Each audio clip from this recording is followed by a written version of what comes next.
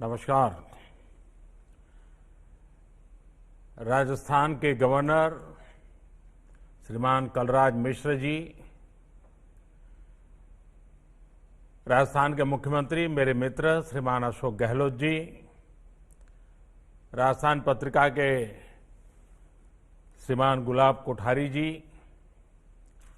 पत्रिका समूह के अन्य कर्मचारीगण, मीडिया के साथी, देवियों और सज्जनों,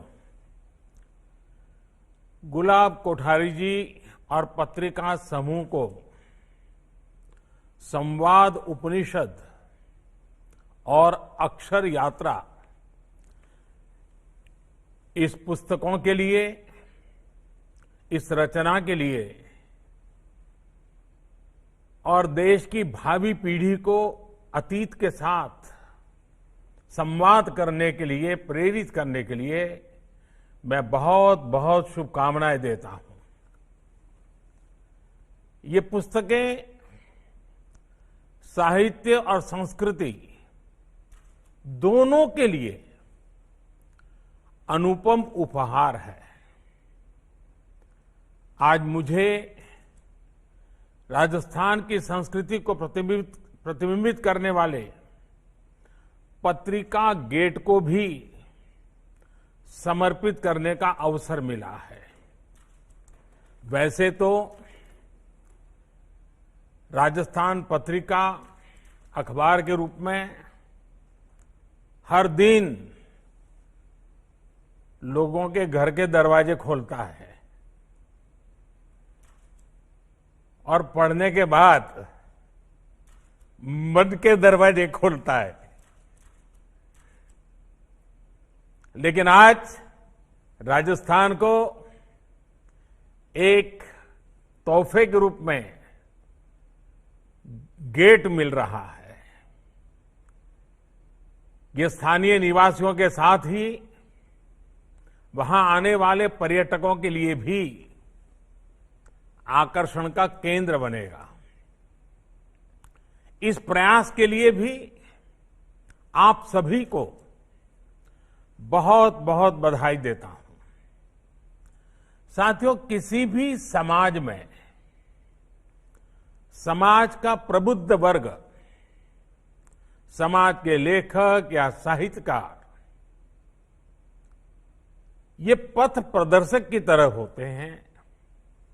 एक प्रकार से समाज के शिक्षक होते हैं।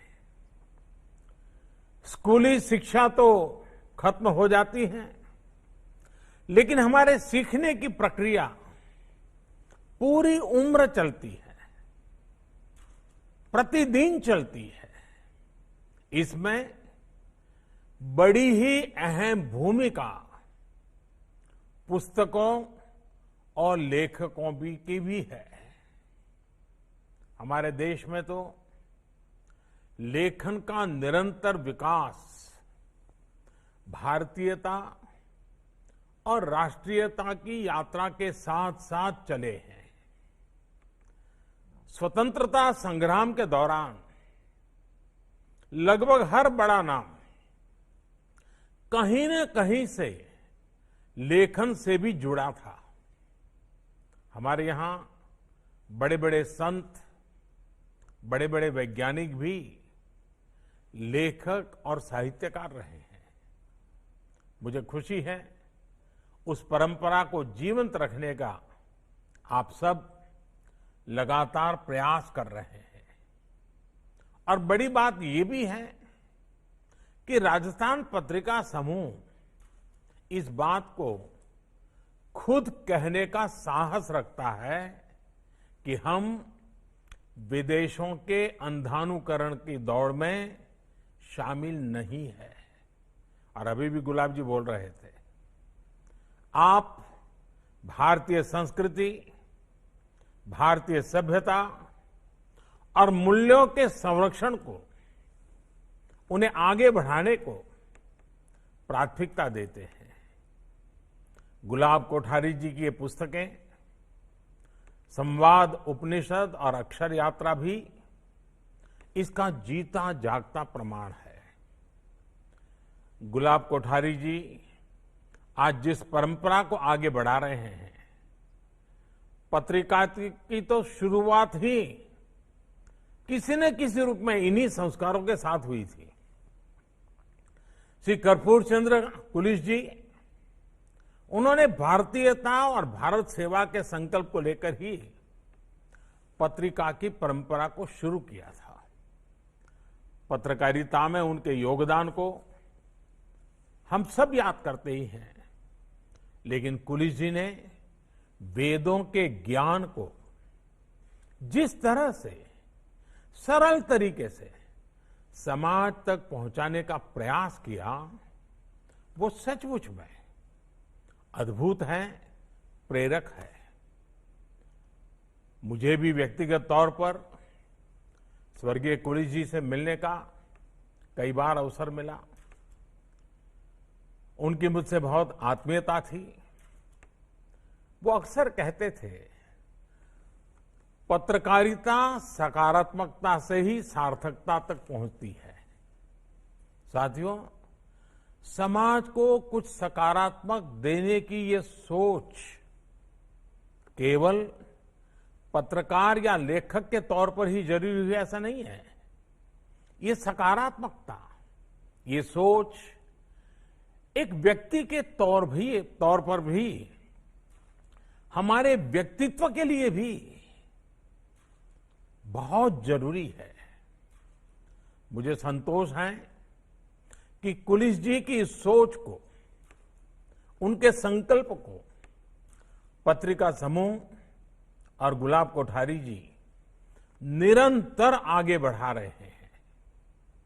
गुलाब कोठारी जी, आपको तो याद होगा, जब कोरोना को लेकर प्रिंट मीडिया के साथियों से मैंने मुलाकात की थी, वर्चुअल मुलाकात थी, तब भी आपके सुझाव, आपकी सलाह जब मैं सुन रहा था तो यूं ही मेरे दिल से आवाज निकली थी और मैंने कहा था कि आपके शब्द मुझे आपके पिताजी की याद दिलाते हैं।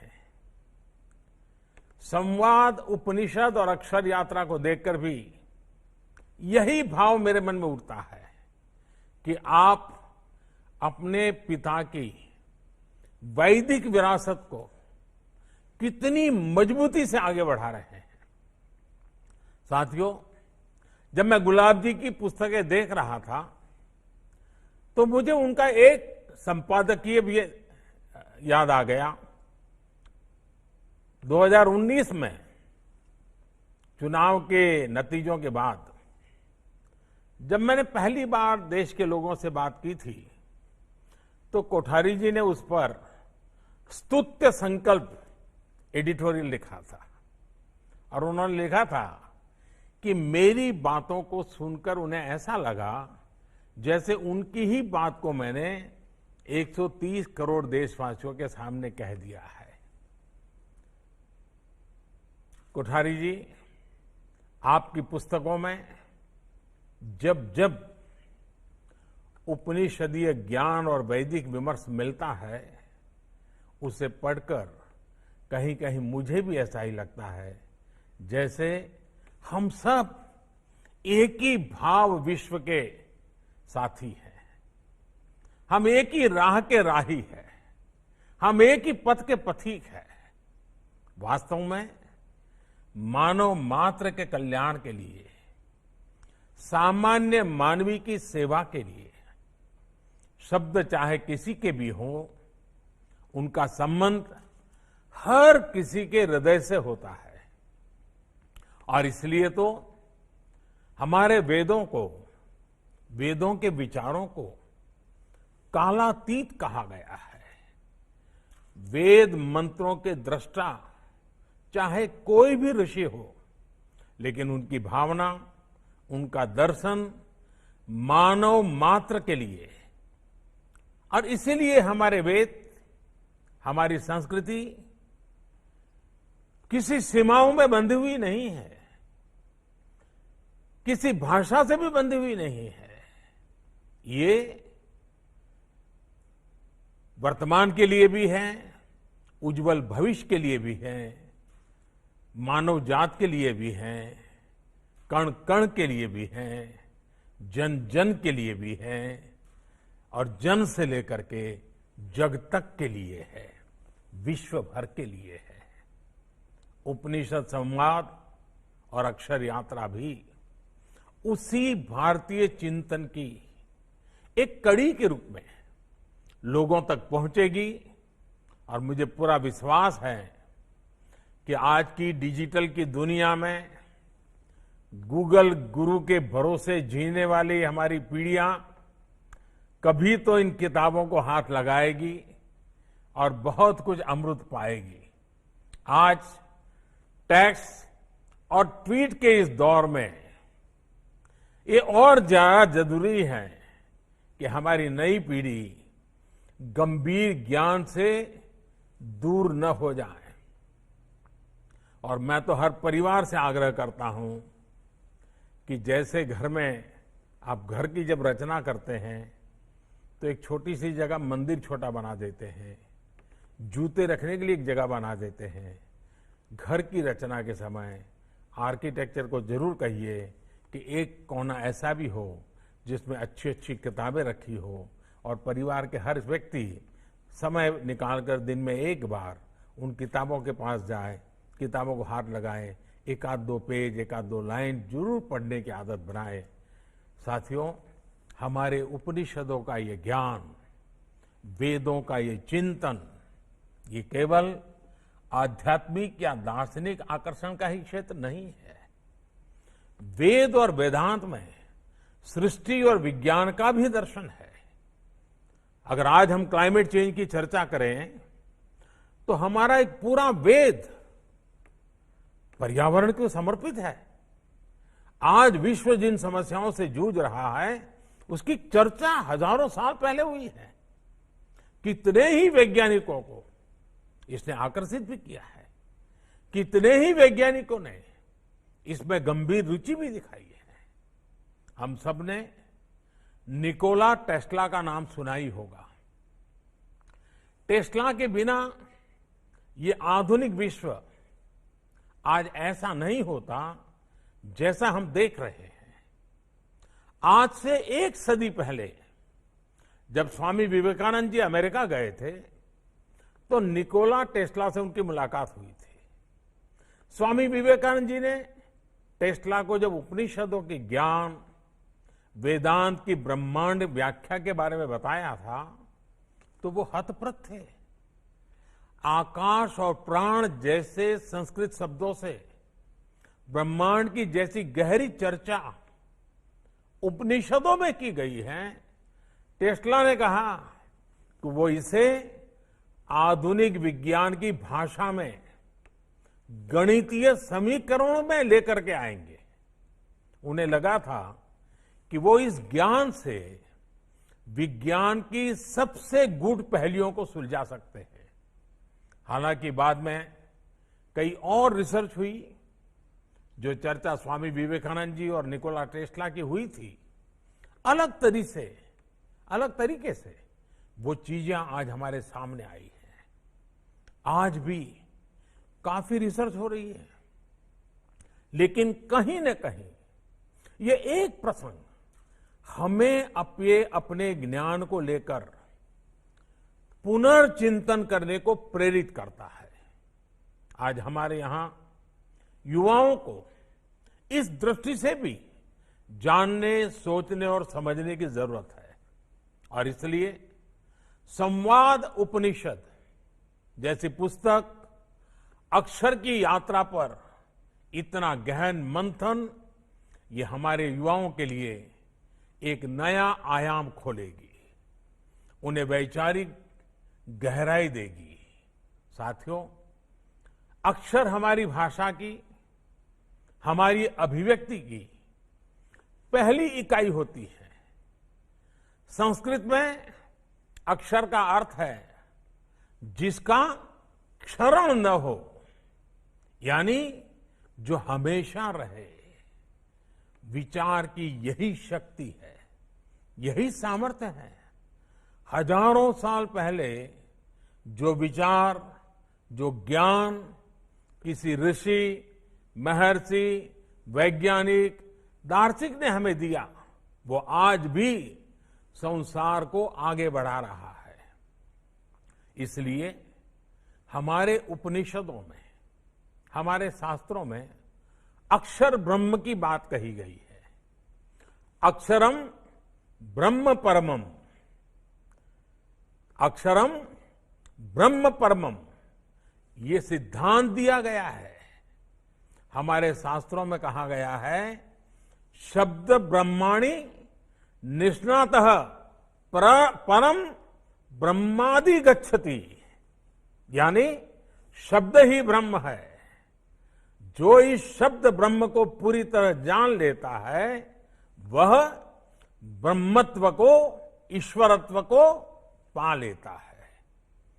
शब्द की महिमा, शब्द को ईश्वर कहने का ऐसा उदाहरण कहीं और नहीं मिलता, और इसलिए शब्दों में सच कहने का साहस, शब्दों में सकारात्मकता देने की शक्ति, शब्दों में सृजन करने की सोच, ये भारतीय मानस की पूंजी है, भारतीय मानस की सहज अभिव्यक्ति है, हमारा स्वभाव है, हमारी प्रकृति है। जब हम इस शक्ति को महसूस करते हैं, तब एक साहित्यकार के रूप में, एक लेखक के रूप में अपने महत्व को समझ पाते हैं, समाज के प्रति अपनी जिम्मेदारी महसूस कर पाते हैं।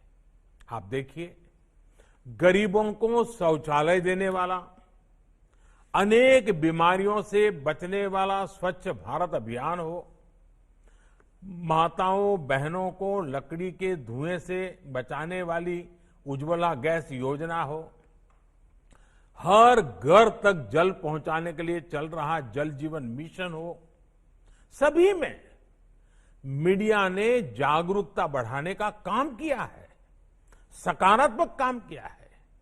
महामारी के इस दौर में कोरोना के खिलाफ जागरूकता अभियान में भी भारतीय मीडिया ने जनता की अभूतपूर्व सेवा की है। सरकार के कार्यों की विवेचना, सरकार की योजनाओं में जमीनी स्तर पर जो कमियां हैं उसे बताना, उसकी आलोचना करना, ये भी हमारा मीडिया बखूबी करता रहा है। हां, कई बार ऐसे मौके भी आते हैं जब मीडिया की आलोचना भी होती है। सोशल मीडिया के दौर में तो ये और भी ज्यादा स्वाभाविक हो गया है, लेकिन आलोचना से सीखना भी हम सबके लिए उतना ही स्वाभाविक है और आवश्यक भी है। और इसलिए ही आज हमारा लोकतंत्र इतना सशक्त हुआ है, मजबूत हुआ है।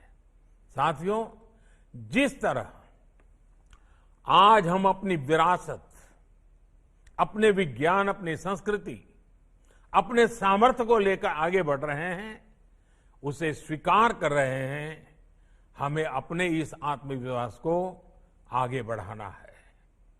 आज जब हम आत्मनिर्भर भारत की बात कर रहे हैं, आज जब लोकल के लिए वोकल होने की बात कर रहे हैं, मुझे खुशी है कि हमारा मीडिया इस संकल्प को एक बड़े अभियान की शक्ल दे रहा है।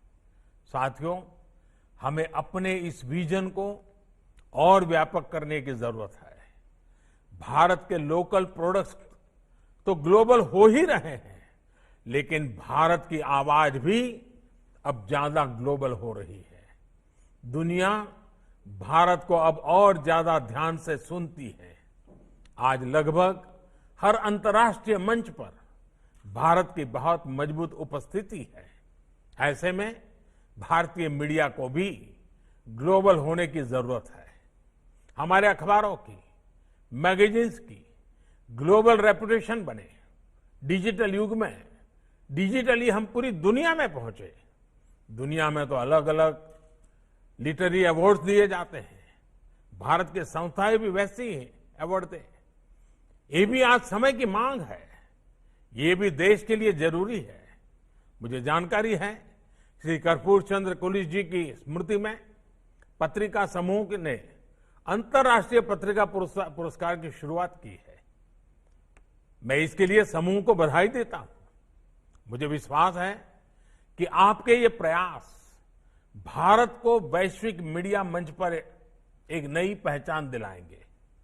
कोरोना काल में जिस तरह से जन जागरूकता का काम पत्रिका समूह ने किया है, उसके लिए भी एक बार फिर से मैं आपको बधाई देता हूं। इस अभियान को अभी और तेज करने की जरूरत है।